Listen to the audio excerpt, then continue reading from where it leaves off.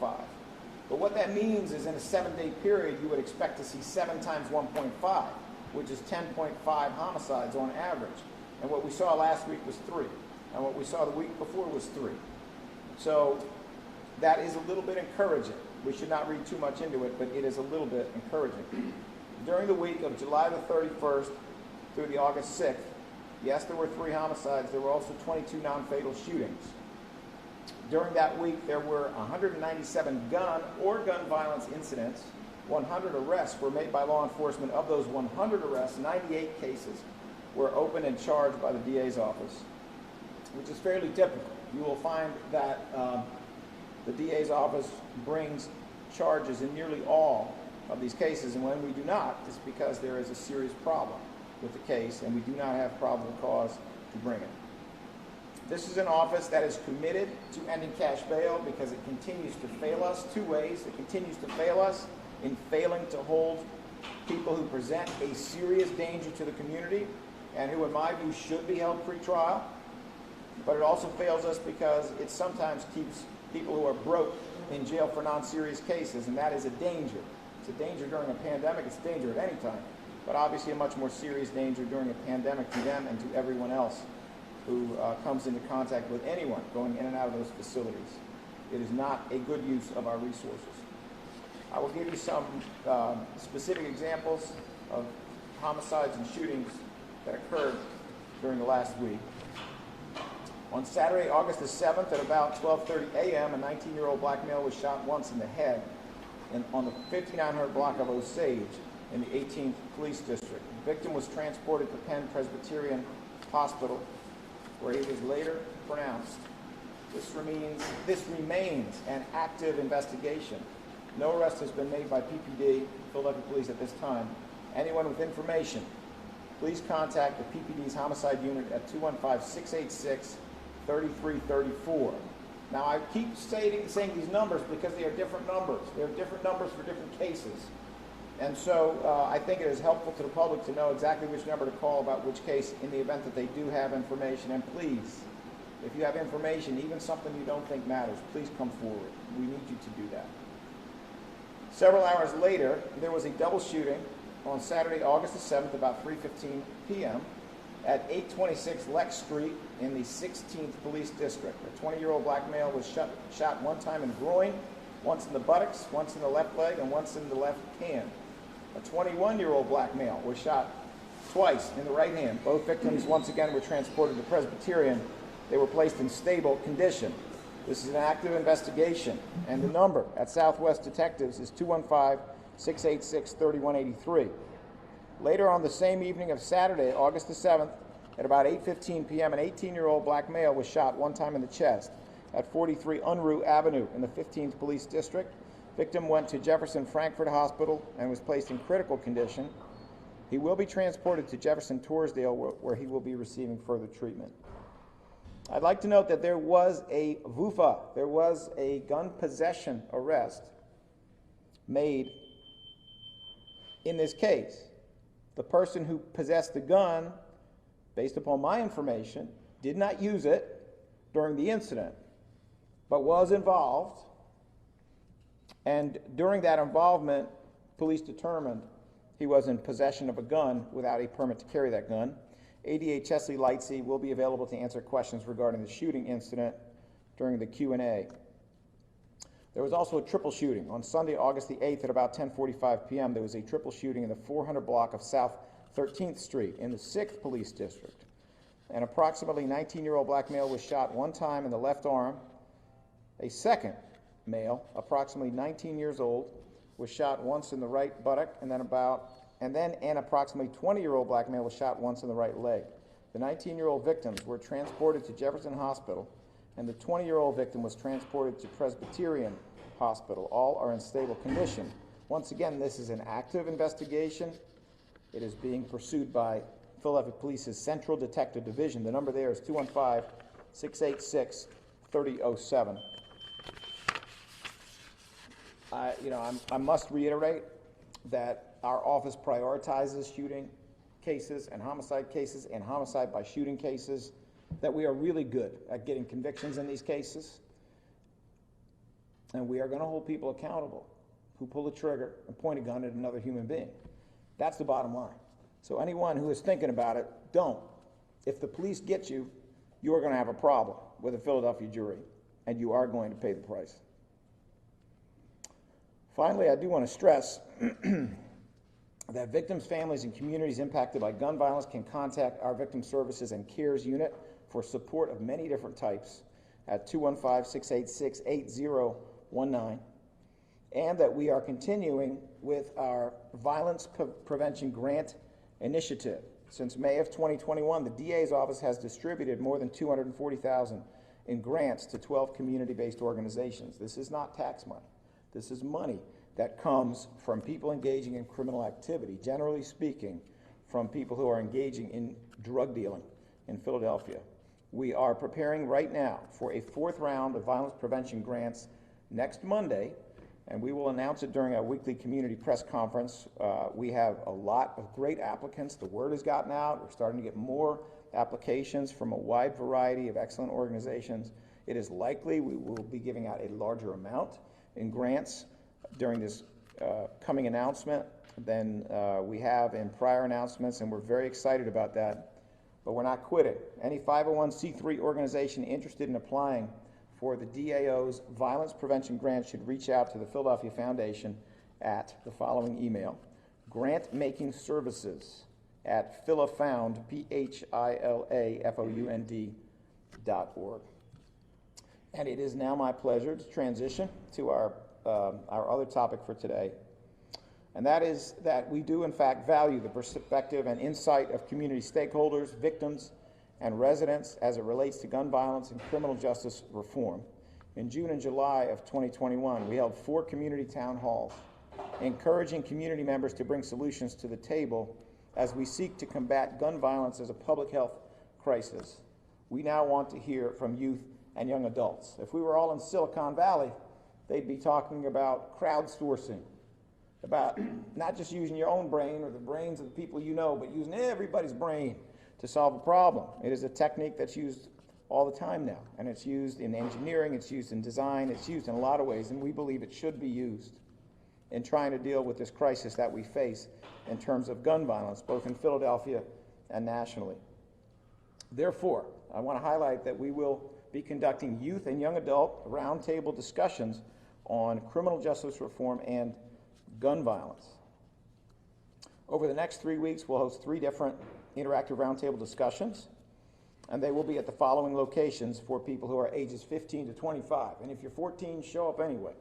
If you're 13, we'll talk to you too. But it will be for that age group. The first is at the NOMO Foundation, 925 North Broad Street, on the lower level. That will be on Thursday, August the 12th, from 3:30 p.m. to 5 p.m. The second one will be on the 18th of August, which is a Wednesday, and that is at Rock Ministries, 2755 Kensington Avenue. That will be from 5 p.m. to 6:30 p.m. And the third will be on the 25th of August, which is also a Wednesday, at the Masjidullah, the Center for Excellence, 7401 Limekiln Pike. Once again, that's Wednesday, August the 25th, 2021, from 5:30 to 7 p.m. Additionally, our community engagement unit will be hosting its monthly one-stop job and resource hub at the NOMO Foundation on the main level on Thursday, August the 12th, 2021, from 3 p.m. to 5 p.m. Since September of 2019, the one-stop job and resource hub has connected over 3,500 Philadelphia residents to opportunities and services through One Stop. Some of them came in and got jobs. Some of them came in and got help as victims and survivors. But a lot of them have come in and they have benefited in ways that are not just beneficial to them, but are beneficial to all of us. Because when we take care of victims and survivors, and when we try to help people who are attempting to get away from criminal activity to get where they're trying to go, we are all better off, we are all safer, and we have reduced trauma that is essential to public safety in the future. Over 500 Philadelphia residents have actually obtained jobs through our one-stop program. And some of these are great jobs. These are careers. They are not just minimum wage, short-term jobs. They may be jobs, for example, with SEPTA that are a career. that lead to a good stream of income, that will lead to a pension, that can define a life in many ways, or at least support a life. And so we hope that anyone who is interested in providing employment, any employers will join us. This month, approximately 30 employers and resource providers will be available to connect residents to opportunities for employment, housing, victim services, and trauma-informed care. Some of those employers, in addition to SEPTA, include Aramark, Brightside Academy, WES West Horizon, Home Care Associates, and more. It is now my pleasure to introduce to you two people who will make some remarks in relation to our announcements today. The first is Felicia Pendleton, who is the operations manager of the NOMO Foundation. And the second is Reverend Buddy Osborne, the founder and senior pastor of Rock Ministries. I will not get up in between their two comments. I will let them proceed one after the other. Felicia Pendleton first, and then Reverend Buddy Osborne second. But after that, we will be taking questions. And if you want to ask some really good questions, you can ask me really good questions while we're marching, because we'll be marching at noon, and I'm going to have to get out of here to get over there. I hope you all brought some good shoes, but we will be happy to answer them there as well. Ms. Pendleton?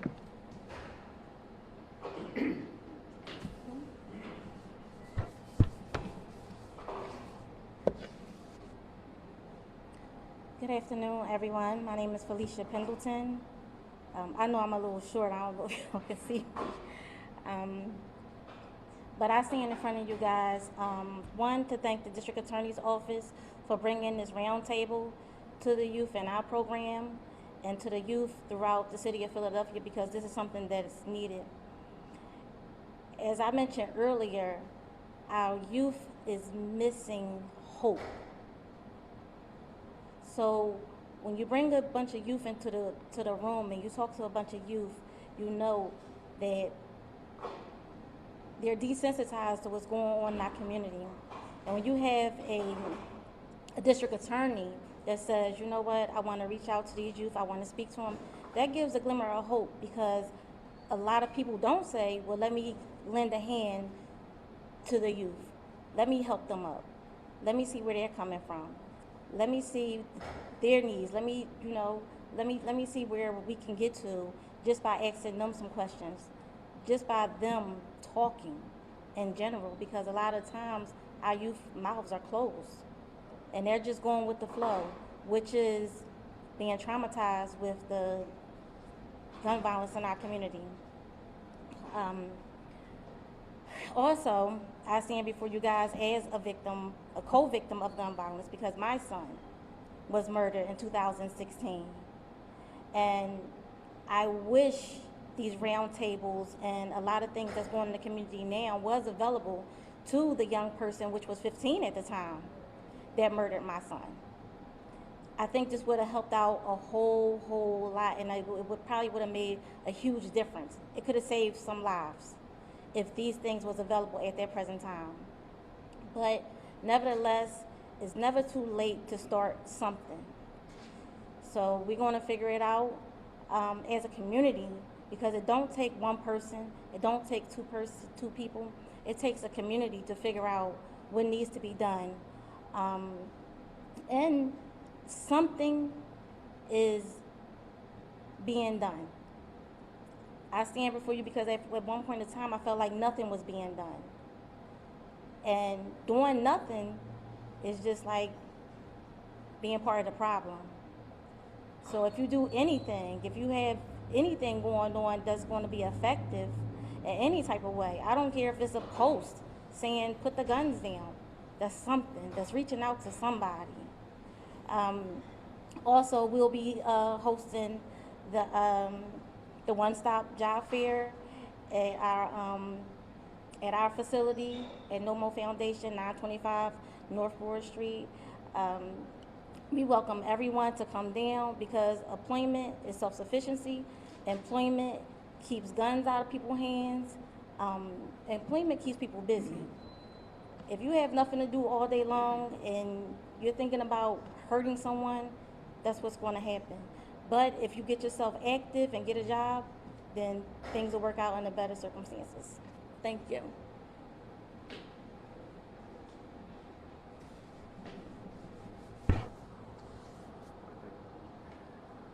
I'm grateful for the opportunity to be here this morning, and it's a blessing for me. You know, on one hand, on the other hand, there's great sadness because as a pastor, you're well aware of we have to prepare for funerals, and there's many funerals that we've done for gun victims. And when I heard about this initiative to bring kids between the ages of 15 and 25 together as a roundtable, the greatest thing that we can do in our city is prevention. And when you want to know about prevention, you listen to kids, because kids are bright, they're smart, they're articulate. And you want to find out, like the district attorney said, you know, we're listening to 50, 60-year-old. Don't get me wrong, as you get to that age, you do get a little wisdom, but there's a lot of knowledge in these kids that run the streets. The biggest killers, unfortunately, are kids under the age of 16 years of age. And we're on the block right now for about 19 years at Rock Ministries, and we have seen and heard everything you can imagine. And so for the district attorney to step up to the plate and want to hear from the kids and listen, not only hear from them, but listen to what could happen to prevent tragedy, gun violence, the Rock Ministry is 1,000% in. And so I'm just blessed to be here, and I'm honored to be called upon for such a time as this. So thank you.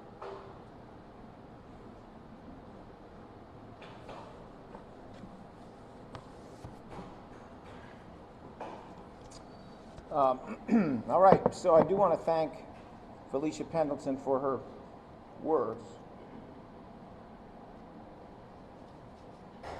Hopes are a thing.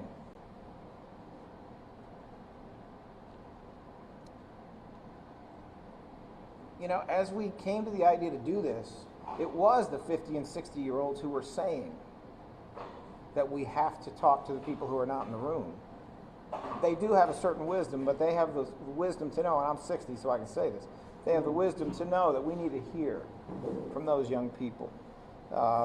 We need to hear what is going on, and I do think that we're going to hear what Felicia Pendleton is talking about. I think we're going to hear about a lack of hope, about people not seeing a future, not believing there is a future.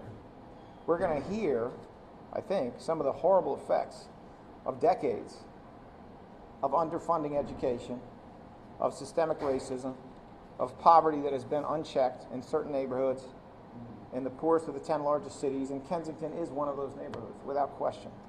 I think we're going to hear a lot of that, but I also think we're going to hear some solutions. We're going to hear things that lead us to the conclusion that those 500 people who have jobs see a future.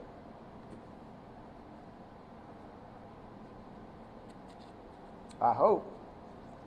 All right, we have a few moments for questions. I will have to leave shortly, but as I said, I am more than happy to answer more questions at that rally and while we're marching. It is in fact a rally about gun violence. It is a march about gun violence. It is very close to the topic here. Yes, Mensa. Okay, the young people who will be at the roundtable discussions, where are they coming from? How are they being chosen to be there? Mr. Stewart, I mean, I have a general sense, but do you want to answer that, Mr. Stewart? Yeah, so the young people who will be at the press conference, I'm sorry, at the roundtable discussions are young people who are connected to those organizations. So No Mo Foundation is a well-known organization in North Philadelphia, but providing services to young people throughout North Philadelphia and throughout the city at large. And so they're identifying young people between that particular age bracket. Many who have been vulnerable to gun violence, as well as some who have been in contact with the justice system itself, as well as Rock Ministries for the following week and Masjid Allah for the week after. How many will be in each Roughly 25 to 30 young people. Can you state your name and spell it out? Yes, G. Lamar Stewart, G, first initial Lamar, last name Stewart. Your title? Chief of the Community Engagement Unit. And what are you guys going to do with what you hear? I'm sorry? What are you going to do with what you hear from these kids? What are we going to do with what we hear? It depends on what they say. I mean, we're going to take it seriously. We're going to listen to it. We're going to try to figure out if there's something that either our office can do or there's some way that we can push that message in the same way that this office heard a message from the community that was about raising $100 million for prevention. We didn't come up with that. We heard that message coming from community. We thought it was a good message. We pushed it. And we've seen real results in terms of city council putting forward prevention money in unprecedented ways. We hope that we'll hear some things that stick, that make sense, and we intend to try to push them either within our organization or outside of our organization. Are there any other questions at this time? There being no other questions, I have my boots on. It's time to march. By the way, for those of you who don't know, Mr. Stewart is not only our chief of outreach, he is a Philadelphia police officer, and he is also a pastor. He has 3 names and wears 3 hats. All right, thank you so much.